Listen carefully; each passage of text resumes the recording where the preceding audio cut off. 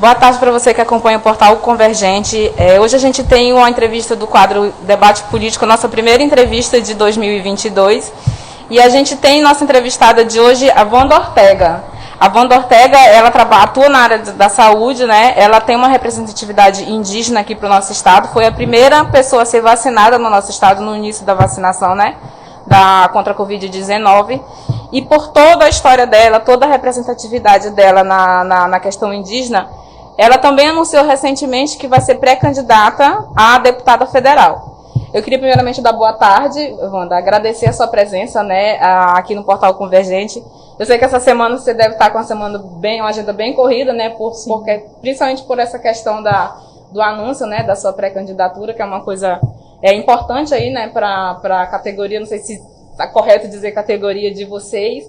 E aí eu queria que você falasse um pouquinho para a gente iniciar, né, justamente sobre isso, né? Por que se candidatar, ainda é uma pré-candidatura, né? Mas sim, por que o interesse de entrar nesse cenário político? Boa tarde a todos que estão acompanhando. Obrigada pelo convite de estar aqui discutindo sobre essa questão da pré-candidatura, né? Eu me chamo Wanda Ortega, como já fui apresentada, né? Eu sou indígena do povo Witoto, do Alto Solimões, lá do município de Amaturá. Eu venho do Alto Solimões, desse município, e da aldeia Colônia, que é onde a aldeia do meu povo vive, né? Onde meu povo vive. Estou aqui em Manaus há mais de 18 anos, né? Tenho um trabalho aqui em Manaus, com os povos indígenas aqui em Manaus. E quando a gente fala dessa representação política dos povos indígenas, é algo muito recente, né? Na história do nosso país, nós tivemos um primeiro indígena eleito deputado federal, isso foi em 1902, que foi o Juruna, né? E nesse momento, em 2018, nós tivemos a eleição da primeira mulher indígena eleita, que foi Joênia Wapichana pelo o estado de Roraima, né? Que esteve presente no ato de filiação essa semana, né? E o fato de nós hoje entendermos a importância, né, de estarmos nesse cenário político é por conta da grande luta dos povos indígenas na tentativa de garantia dos seus direitos, né? Nós temos uma Constituição que foi garantida, 2 parágrafos, onde se reconhece os direitos dos povos indígenas, né? Porque sabemos que esse país tem a maior população indígena do mundo. E o nosso estado tem a maior população indígena do nosso país. E nós não temos essa representação no cenário político para a defesa desses direitos que hoje, sobretudo, vive sob ameaça, né? Os direitos da população indígena hoje, eles são atacados diariamente. A retirada de demarcação dos nossos territórios, a abertura dos territórios indígenas para o agronegócio e para a exploração de mineração ilegal nesses territórios, hoje tem causado grandes problemas dentro dos nossos territórios, né? E esses direitos eles estão atacados dentro do Congresso Nacional. São lá que são criadas leis e lá que fazem as mudanças das leis. E nós, mulheres indígenas, nós estamos também compreendendo esse processo de estarmos lá fazendo essa defesa a partir das nossas vozes, a partir das nossas dores, porque só quem sente somos nós que estamos nos nossos territórios, que enfrentamos esse dia a dia enquanto indígena, né? Então, a partir dessas compreensões, a partir de formações políticas mesmo que temos recebido nos nossos territórios enquanto mulheres indígenas, né, a gente compreende a necessidade de elegermos representantes indígenas e, sobretudo, mulheres indígenas nesse cenário, né? Que hoje nós, mulheres indígenas, estamos à frente dessas grandes lutas por defesa dos direitos dos nossos povos, das mulheres, das crianças. Então, a partir dessa compreensão, e em 2019, em uma assembleia também, no Alto Solimões, lá no meu território, o meu povo fez a indicação do meu nome. Eu fui eleita dentro da nossa organização para representar os Witoto nesse cenário político de diálogo com o Estado, já pensando também nessa possível representação política também. Então, o meu povo gostaria muito e me escolheu para que pudéssemos estar caminhando para esse cenário político, né?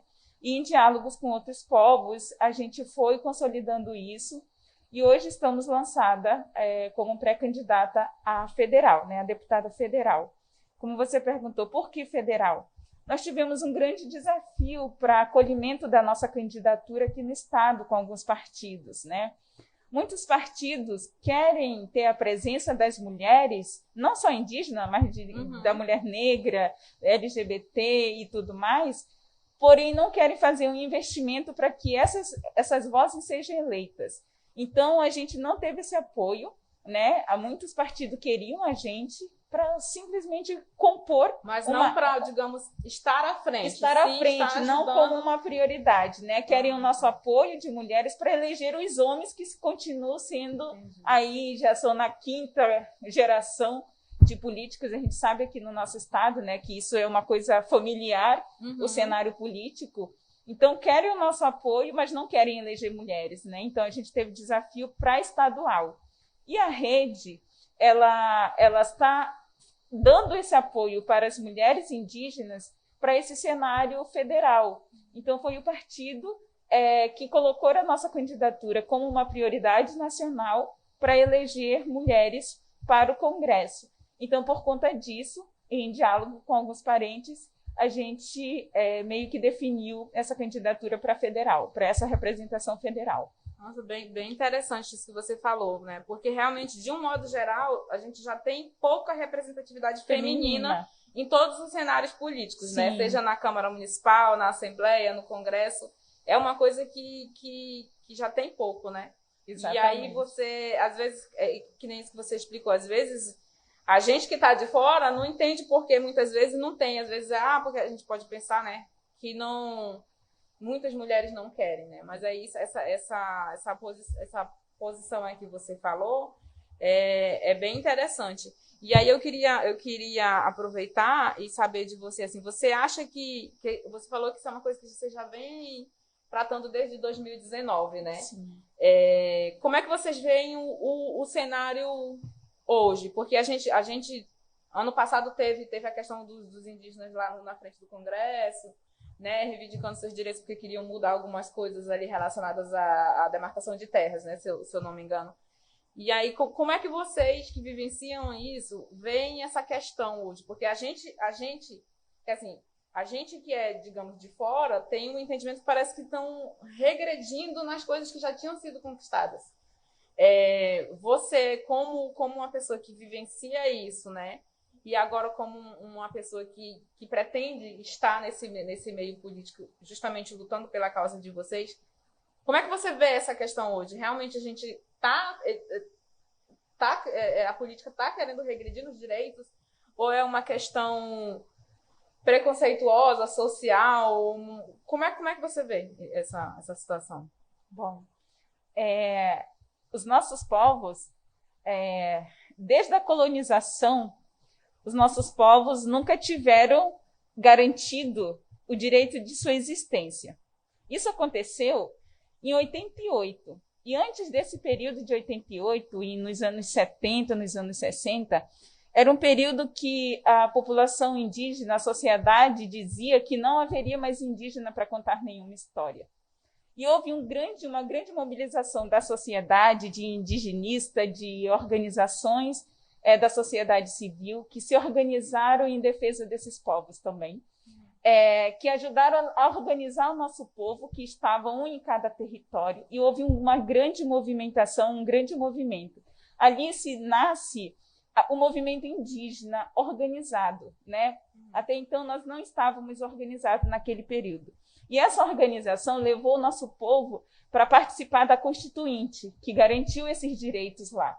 Nós temos 2 parágrafos na Constituição que nos garante as nossas organizações, nossa cultura, nossa língua, demarcação dos nossos territórios, porque sem os territórios não existe vida para esses povos. Não tem como se manter uma cultura sem esses territórios. E o direito ao território, ele não é só o direito do indígena, porque quando a gente fala em território, é o direito de você ter um lugar onde viver. Né? Quando os povos indígenas falam território, é um pertencimento a um lugar.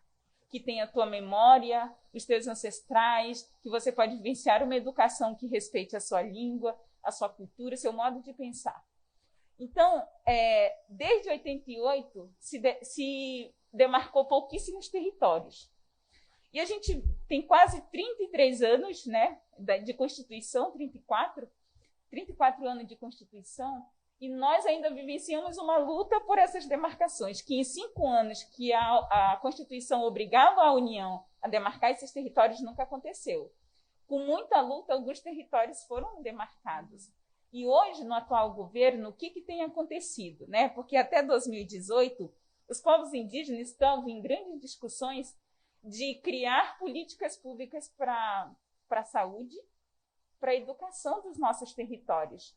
E quando se elege Bolsonaro, a gente para tudo, porque a gente volta a um período da história de retiradas de direitos, de ataque aos nossos territórios novamente, ataque à própria vida, porque no ano de 2019 nós tivemos o maior índice de assassinato dos últimos 20 anos em territórios indígenas por conta dos conflitos territoriais que se são instigados nesse atual governo, né, de invasão desses territórios por empresários do agronegócio em várias regiões. Então, e quem é que defende esses direitos no Congresso? Porque lá, por exemplo, a PL 490, que foi aprovada recentemente, né, passou pelo Congresso e está numa instância ainda para ser concluída, ela revê a demarcação dos nossos territórios e fala que não é para marcar nenhum território mais para aqueles povos que estavam antes de 88, só a partir de 88. Ou seja, nega toda a violência de expulsão dos nossos povos do território antes da Constituição. E nós já estivemos em Brasília em mobilizações contra todos esses projetos de lei que têm avançado no Congresso. Então, a importância de nós estarmos lá, porque Joênia é uma única voz lá contra várias bancadas que são a favor dessas invasões dos nossos territórios, sabe? Então, a necessidade realmente de nós ampliarmos a bancada indígena, a bancada de mulheres, representações da sociedade mesmo, civil, ela é muito importante. As mulheres periféricas, as mulheres quilombolas, as mulheres que estão... A gente vive numa marginalidade dessa sociedade onde tem uma representação política de homens elitizados, brancos, que não conseguem defender os nossos direitos enquanto sociedade, né? Porque eu acho que só nós que passamos por esse desafio que consegue dizer as nossas dores e criar políticas que nos representem nas nossas comunidades, né? Então, a defesa dos povos indígenas e a luta de termos essa representação porque eu acho que o que você sente, os seus familiares, a gente sente também. Porque hoje não é só a família indígena que passa por esses desafios de falta de educação, falta de saúde. Não temos creche para os nossos filhos, nós não temos uma educação de qualidade. Então, para toda a sociedade mesmo, sabe? Então, a necessidade dessas representações ampliadas no Congresso, aqui na Câmara Municipal e na Assembleia Legislativa aqui.